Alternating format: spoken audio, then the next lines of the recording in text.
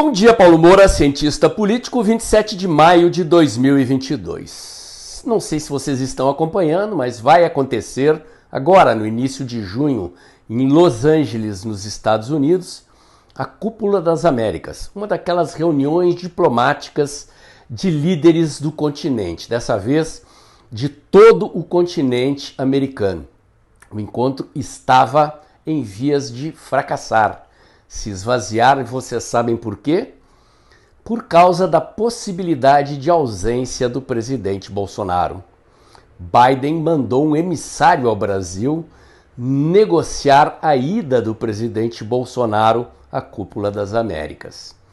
O fato tem extrema importância política para o governo brasileiro, para o Brasil no cenário das relações internacionais, e tem impacto eleitoral por aqui. É sobre isso que eu vou falar no vídeo de hoje, mas antes eu quero agradecer a você que doa pelo Pix e pela conta bancária do canal. A sua doação ajuda a ampliar a estrutura do canal, melhorar o alcance dos meus vídeos, lembrando que este é um canal que faz análise política com viés conservador, à luz da ciência política e da teoria da comunicação, em vídeos curtos. Se você já pingou o seu Pix desse mês aqui, meu muito obrigado. Se ainda vai pingar, meu muito obrigado também. É graças à contribuição mensal de vocês que este canal chegou a 2 anos de existência e logo logo passará de 81 mil seguidores. Vamos lá, gente. Qual é a importância desse fato?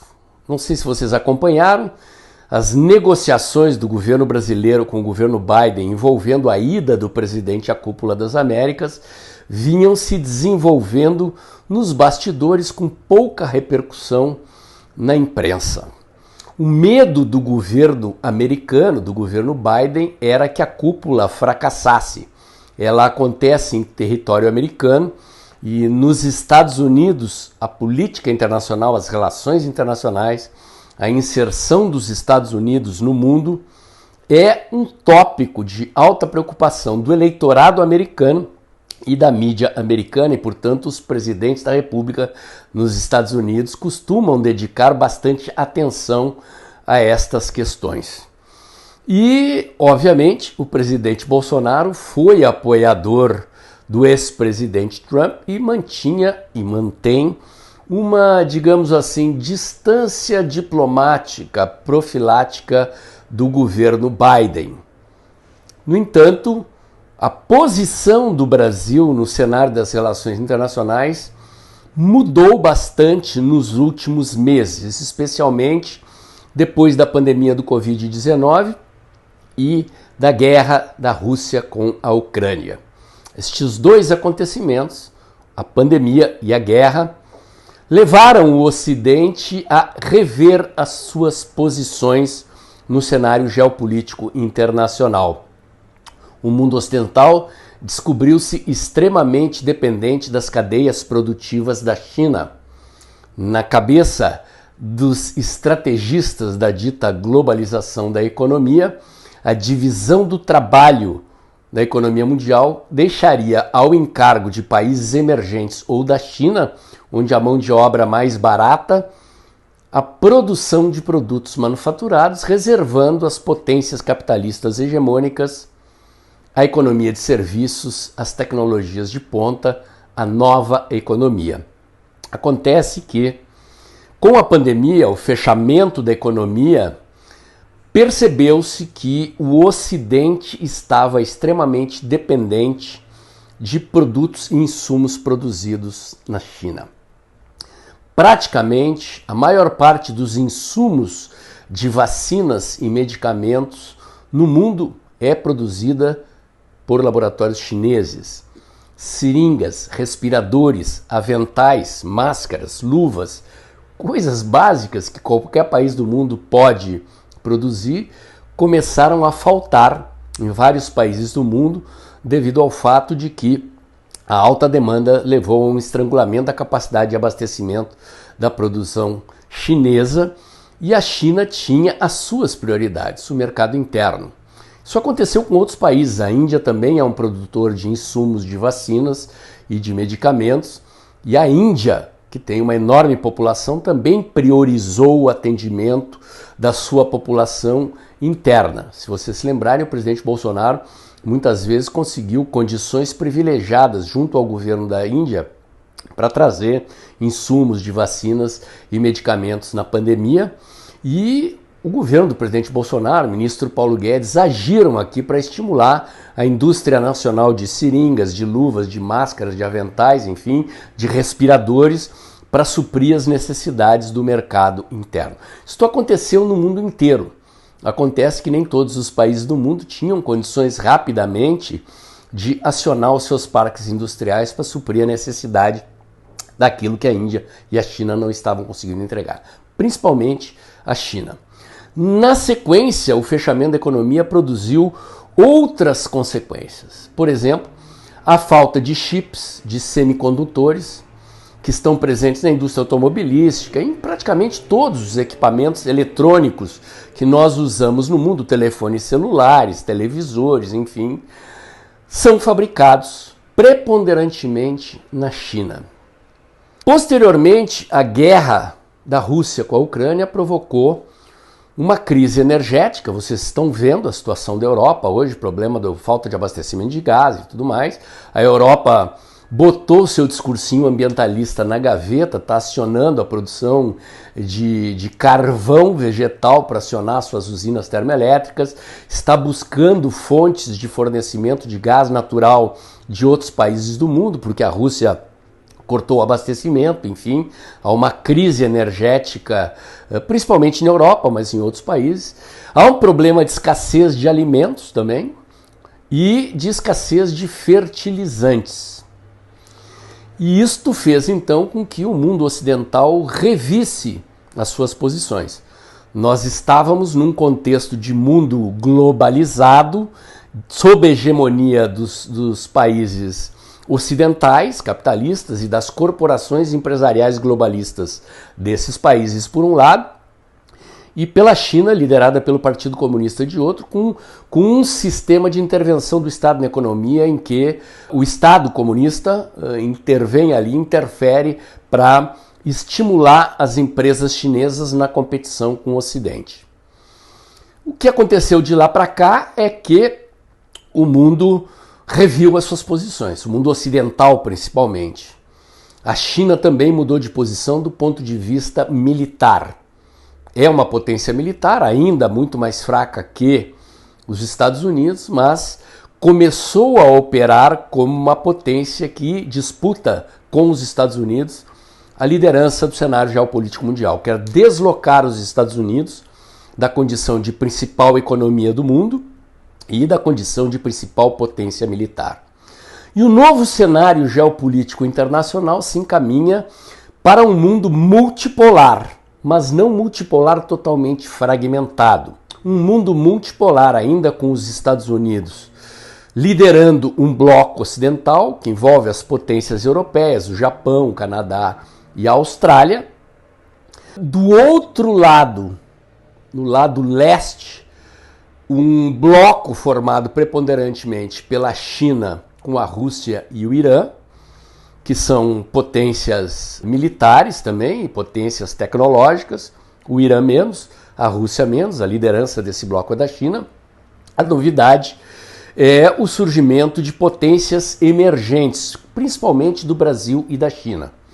Então, várias dessas empresas que estão saindo da China para produzir os produtos que antes eram manufaturados nas linhas de produção da China, estão ou voltando para casa, para os Estados Unidos, para os países europeus, ou buscando se instalar na Índia, no Brasil, eventualmente em alguns outros países que tenham características parecidas. Quer dizer, o Brasil e a Índia são países de dimensões continentais, amplos mercados consumidores de classe média, mão de obra qualificada, não tão qualificada como no primeiro mundo, mas qualificada. O Brasil está com um parque industrial ocioso, decorrente das políticas anteriores dos governos petistas e do Fernando Henrique Cardoso, que sucateou a indústria nacional.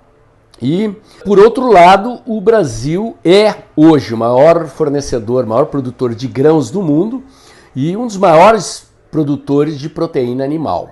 Então nós somos hoje, e estamos crescendo e nos tornando cada vez mais competitivos nesse aspecto, grandes produtores de alimentos. O presidente Bolsonaro rapidamente A equipe do ministro Paulo Guedes reestimulou a indústria de fertilizantes no Brasil. A nossa indústria estava estacionada, parada, desativada, porque era mais barato importar fertilizantes da Rússia e da China. E o Brasil, rapidamente, com a reativação desse parque industrial de fertilizantes e com autorização para mineração em terras indígenas, vai se transformar no principal exportador de fertilizantes do mundo. Paralelamente, o ministro Paulo Guedes zerou o imposto de renda para investimentos estrangeiros no Brasil, reduziu o IPI para 35%, se dependesse do ministro Paulo Guedes, não fosse a Zona Franca de Manaus, esse imposto deixaria de existir. Está baixando o imposto de combustíveis e energia e tomando uma série de providências para atrair essas empresas que estão saindo da China, principalmente. Além disso, obviamente, o governo do presidente Bolsonaro fez uma revolução na área de infraestrutura energética, logística e tecnológica. Entrou o 5G, que já está entrando em operação em algumas capitais do Brasil. Quem tem telefone 5G já pode perceber o sinal. E nós estamos diversificando a nossa matriz energética, que ainda carece de soluções. Em breve vamos privatizar a Eletrobras, mas o ministro Tarcísio fez uma revolução nas ferrovias, nas rodovias, nos portos e nos aeroportos do país, de tal maneira que o Brasil virou a noiva mais desejada do baile das potências mundiais. Europa e Estados Unidos querem, porque querem ter boas relações para o Brasil, e nesse sentido é preciso dar os parabéns para o presidente Bolsonaro, que assumiu uma posição a favor da paz na guerra da Rússia com a Ucrânia. Enquanto o Ocidente entrou em conflito com a Rússia, empurrou a Rússia para se alinhar com a China, o Brasil ficou equidistante. Dessa maneira, o Brasil está numa posição parecida com a da Índia, embora aqui no hemisfério ocidental e, portanto, em condições geográficas melhores para abastecer Europa e Estados Unidos, uma posição privilegiada. Privilegiada por quê? Porque mantém relações comerciais com a China, mantém relações comerciais com a Rússia. A Rússia continuou fornecendo fertilizantes para o Brasil. E mantém relações diplomáticas e comerciais com os Estados Unidos e com a Europa. O Brasil, portanto, assumiu uma condição e uma posição geopolítica, diplomática e estratégica soberana. Posição definida pelo presidente Bolsonaro e pela diplomacia do governo brasileiro. Tudo isso eu acabei de explicar para mostrar por que o Biden fez um extremo esforço para que o presidente Bolsonaro esteja na cúpula das Américas. E por que o presidente Bolsonaro, sabiamente, dificultou a ida, encareceu o passe, forçou Biden a mandar um emissário, um ex-senador americano, vir ao Brasil conversar pessoalmente com o governo brasileiro para garantir que Bolsonaro vá à cúpula das Américas. O medo de Biden era que o evento fracassasse. Vejam só, se o presidente Bolsonaro vai, o evento não fracassa. Se o presidente Bolsonaro não vai, o evento ficará com uma imagem de evento internacional, continental, esvaziado. Percebem a importância do Brasil? Não sou eu que estou dizendo isso. Isto está nas matérias da imprensa brasileira, repercutindo o que sai na imprensa norte-americana sobre a cúpula das Américas. Não sabemos o que o presidente Bolsonaro negociou, mas o presidente Bolsonaro não irá à cúpula das Américas apenas para ficar sentado num plenário ao lado de outros líderes americanos, sul-americanos, centro-americanos e norte-americanos. Será recebido pessoalmente num encontro bilateral Biden-Bolsonaro, o que dá uma dimensão da importância que o governo americano dá para o governo brasileiro e para a presença do presidente Bolsonaro. E dá também para nós, que queremos ver a reeleição do presidente Bolsonaro, uma oportunidade de calar a boca da imprensa que dizia que o Brasil está isolado no cenário das relações internacionais. Isto nunca aconteceu, a não ser nas manchetes da imprensa inimiga. Agora que o presidente Bolsonaro vai, eles vão ter que calar a boca, mas antes, enquanto o presidente Bolsonaro fazia o jogo inteligente de dificultar e valorizar o passe, a imprensa divulgava que a ala ideológica do governo não queria que Bolsonaro fosse.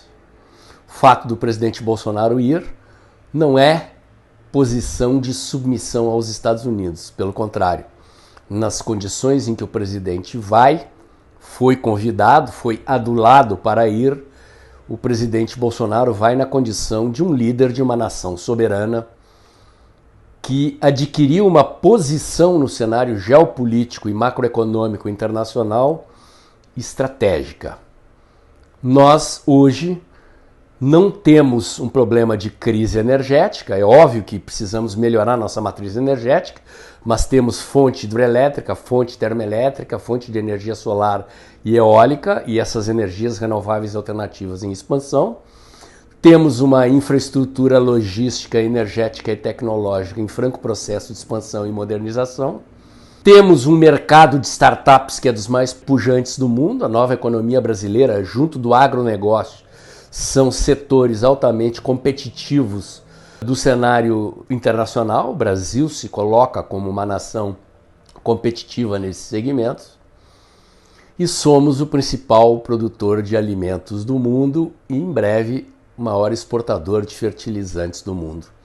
Não é pouca coisa.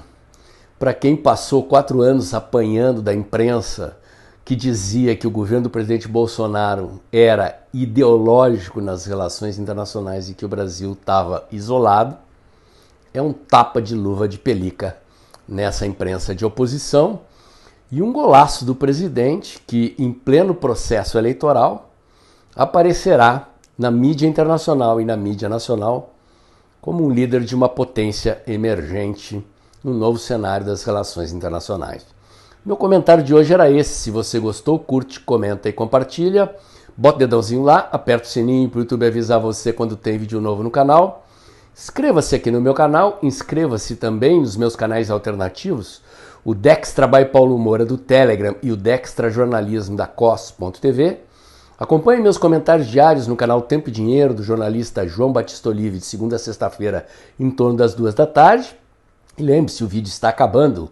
Logo depois da vinheta, pinte seu Pix mensal aí, porque é graças ao seu Pix mensal que você recebe análises independentes aqui nesse canal há 2 anos. Até o próximo vídeo.